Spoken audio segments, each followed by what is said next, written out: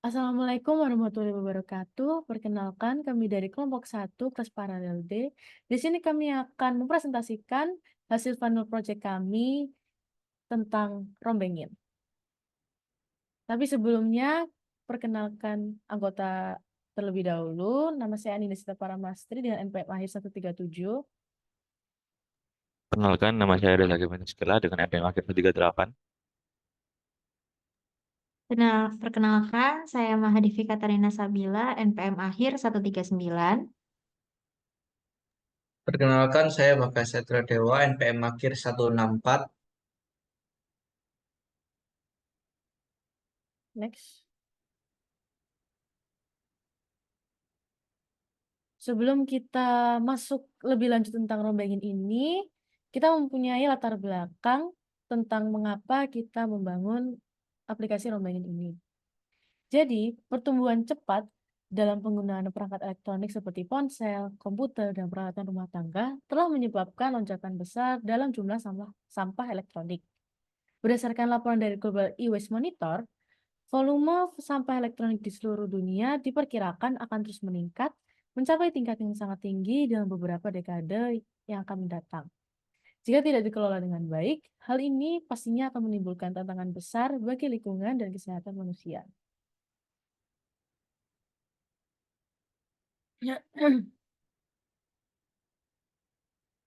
Sehingga dapat kita simpulkan bahwa terdapat peningkatan signifikan dalam jumlah total sampah elektronik dari tahun 1997 hingga 2038 seperti di tabel sebelah kiri ini.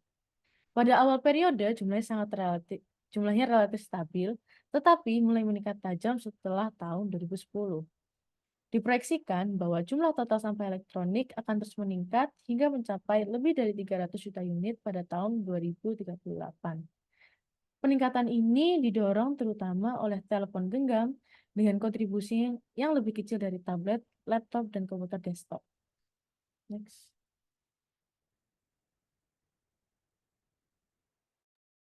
Nah, untuk dalam pembangunan aplikasi kami ini, kita melihat ada 8 model bisnis yang kita rancang.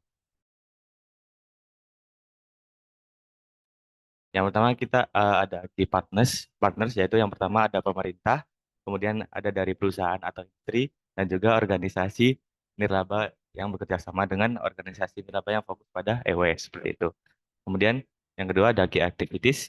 Yang pertama mengembangkan dan memelihara aplikasi mobile yang menjamin aplikasinya itu mudah digunakan dan kaya akan fitur. Kemudian membangun dan memelihara jaringan pengumpul atau pendaur ulang untuk memastikan jangkauan layanan yang luas dan daur ulang yang bermanfaat. Kemudian yang ketiga promosi dan pemasaran, yaitu promosi dan pemasaran aplikasi ini untuk menjangkau lebih banyak pengguna potensial. Kemudian yang keempat mendidik dan meningkatkan kesadaran tentang IS. Kemudian elemen model bisnis yang ketiga yaitu customer relationship, yaitu yang pertama ada dukungan pelanggan, kemudian yang kedua ada program loyalitas dan juga komunitas. Kemudian model bisnis keempat ada customer segments, yaitu sasarannya yaitu masyarakat masyarakat umum untuk pengguna perangkat elektronik yang ingin mendaur ulang sebuah perangkat elektroniknya. Kemudian model bisnis yang kelima ada key resource, yaitu yang pertama ada aplikasi mobile untuk platform dari roaming itu sendiri. Kemudian yang kedua ada tim e-waste, dan yang ketiga ada jaringan daur ulang.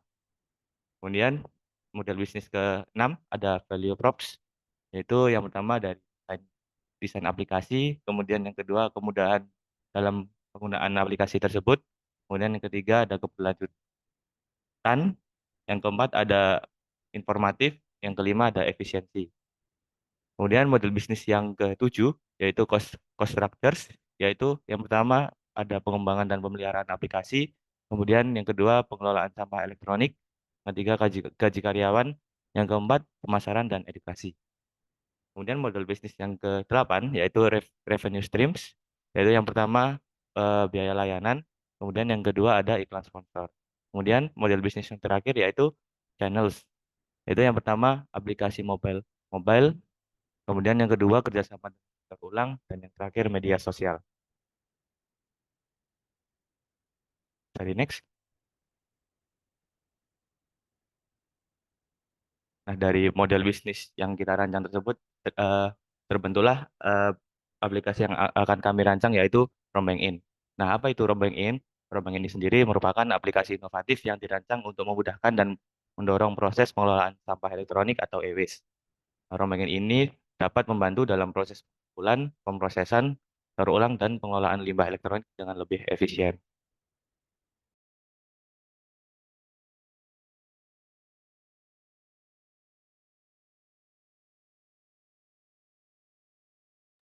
Di sini saya akan menjelaskan tujuan adanya perancangan aplikasi Rombengin ini. Yang pertama, efisiensi, di mana akan mempermudah dan mempercepat proses pengumpulan, pelacakan, dan daur sampah elektronik dengan mengintegrasikan digitalisasi dan otomatisasi dalam berbagai tahapan pengelolaan sampah elektronik.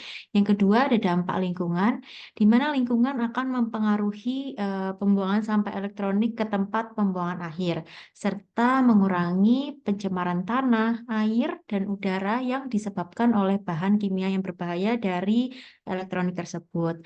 Lalu yang ketiga, edukasi di mana akan mendidik masyarakat tentang pentingnya pengelolaan sampah elektronik dan mendorong partisipasi aktif mereka dalam pengumpulan dan daur ulang perangkat elektronik.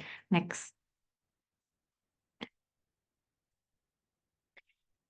Lalu selanjutnya manfaat ini kurang lebih sama dengan tujuan awal tadi, yaitu efisiensi pengelolaan di mana Rombengin ini menyederhanakan serta mempercepat langkah-langkah pengumpulan, pelacakan, dan daur ulang sampah elektronik.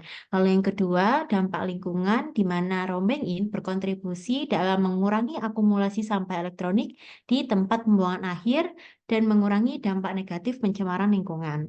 Lalu yang terakhir, edukasi. Di sini Rombengin menyediakan fitur-fitur edukatif dan promosi sehingga mengedukasi masyarakat tentang pentingnya pengelolaan sampah elektronik.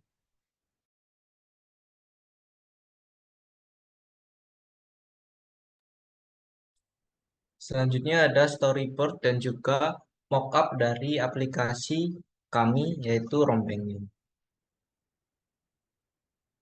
Nah, jadi ini nanti ini ada beberapa fitur utama yang kami buat storyboard dan juga mockup. Di sini ada profil, point button, kemudian ada layanan roaming di bagian tengah dan juga navigasi bar di bagian bawah. Kemudian diaplikasikan pada mockup seperti ini. Lalu pada fitur angkut atau antar sampah, storyboardnya ada informasi poin, jenis barangnya apa, kemudian jumlah poin yang didapat, dan ada button untuk lanjut. Untuk mockupnya sesuai dengan storyboard yang dibuat, ada informasi poin, jenis barangnya, kemudian poinnya, kemudian button lanjut.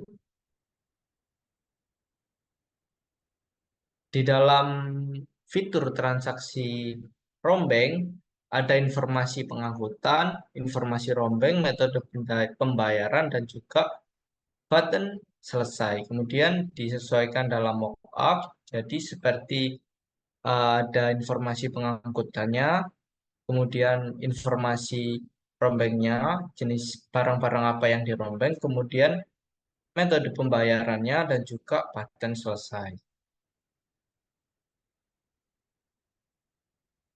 Fitur selanjutnya yaitu tukar voucher, di mana di bagian kanan atas ada poin user, jenis user.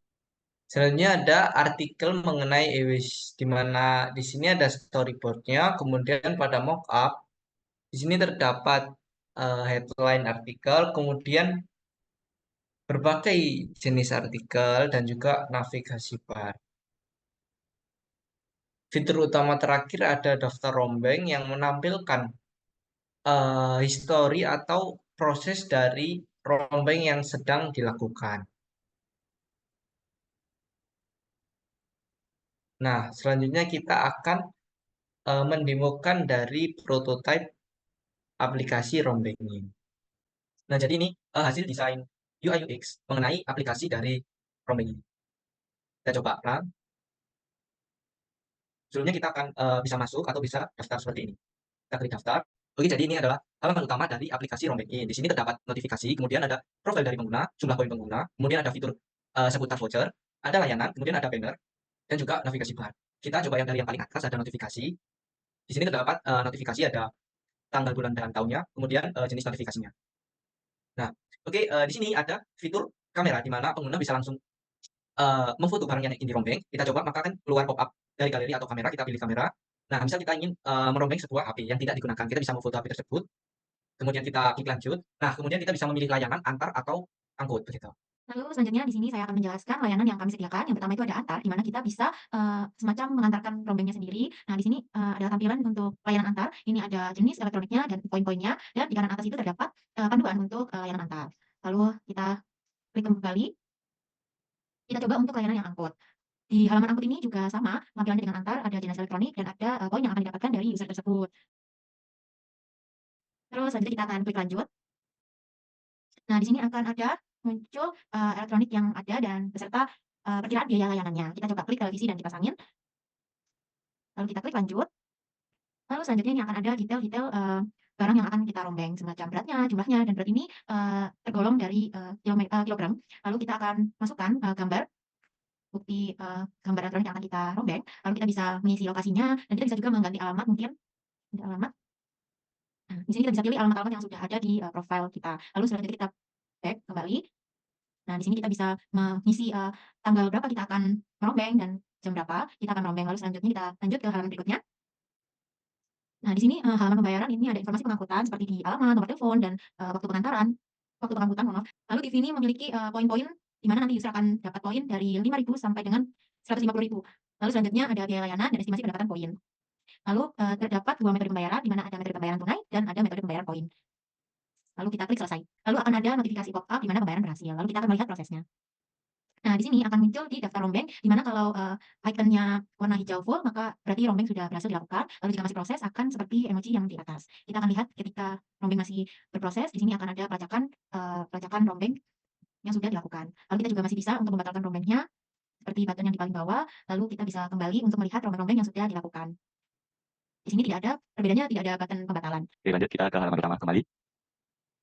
Nah, di halaman pertama ini terdapat poin dari yang kita dapat dari melakukan layanan dari Rombeng ini. Yang pertama ada foto saya, kedua tukar poin, dan juga bagi poin. Kita coba klik foto saya. Nah, di foto saya ini kita melihat ada beberapa foto yang sudah ditukarkan dari aplikasi Rombeng ini. Kita bisa pilih salah satu dari foto tersebut. Nah, setelah mengklik salah satu foto tersebut, akan memunculkan barcode untuk di-scan di sesuai foto yang dipilih tadi. Seperti itu. Kita bisa kembali ke halaman pertama. Nah, kemudian ada fitur kedua yaitu tukar poin. Nah, setelah mengklik layanan tukar poin, kita dapat melihat beberapa foto-foto menarik yang disediakan oleh aplikasi Rombeng ini. Yang pertama ada e-wallet, kemudian makanan, ada kesehatan, dan lain-lainnya. Seperti itu. Dan setelah klik salah satu foto tersebut, nah, kita bisa menukarkan sesuai ketentuan poin yang bisa ditukarkan. Seperti itu. Nah, setelah mengklik tukar sekarang, kita bisa melihat pop-up foto yang bisa ditukar hasil. Seperti itu. Kemudian ada fitur yang ketiga yaitu bagi poin. Nah, kita bisa membagikan poin kita ke teman kita dengan cara kita mengisi email yang sudah didaftarkan ke aplikasi Rombeng ini. Dan juga nominal yang ingin kita kirimkan. Nah, setelah klik kirim, kita bisa melihat pop-up yaitu kamu berhasil mengirim poin tersebut. Nah, kemudian di navigasi bar kita bisa melihat ada fitur yang ketiga yaitu artikel. Nah, setelah klik fitur artikel, kita bisa melihat banyak sekali pilihan artikel bisa kita baca. Yang pertama ada yang cocok buat kamu, ada yang populer, dan juga mulai peduli tentang iOS. Nah, kita bisa memilih salah satu pilihan artikel tersebut. Nah, setelah memilih artikel tersebut, tertampilkan bahwa ada deskripsi dari artikel yang kita pilih tadi. Oke, selanjutnya yang terakhir ada settings. Di sini kita bisa mengubah profil dari akun kita, ada panduan, syarat dan ketentuan, kebijakan privasi, pertanyaan umum, versi app, dan lockout. Yang pertama kita coba ubah profil terlebih dahulu. Di sini kita bisa mengubah nama lengkap, nomor handphone, email, jenis kelamin, password, dan alamat. Oke, terus kembali ke awal. Lalu di sini bisa terlihat panduan cara menggunakan aplikasi Rombeng ini, ada dari registrasi dan kelola sampahnya. Lalu ada syarat dan ketentuan untuk menggunakan aplikasi ini atau untuk merombeng sampah-sampah yang akan dirombeng. Dan selanjutnya ada kebijakan privasi. Di sini ada kebijakan privasi terkait menggunakan aplikasi Rombeng ini. Lalu ada beberapa pertanyaan umum yang dipertanyakan ke aplikasi ini. Contohnya apa sih Rombeng itu, apa perbedaan Rombeng dengan bank sampah atau layanan yang lain, dan bagaimana cara menjual sampah melalui Rombeng ini. Lalu ada versi app sendiri dari Rombeng ini, masih aplikasi versi 1. Lalu yang terakhir ada fitur untuk lockout. Di sini nanti akan muncul pop-up dari untuk keluar, kita pencet ya. Lalu kita akan kembali ke launch screen. Oke, sekian presentasi terkait file project kami. Mohon maaf apabila ada salah kata. Wassalamualaikum warahmatullahi wabarakatuh.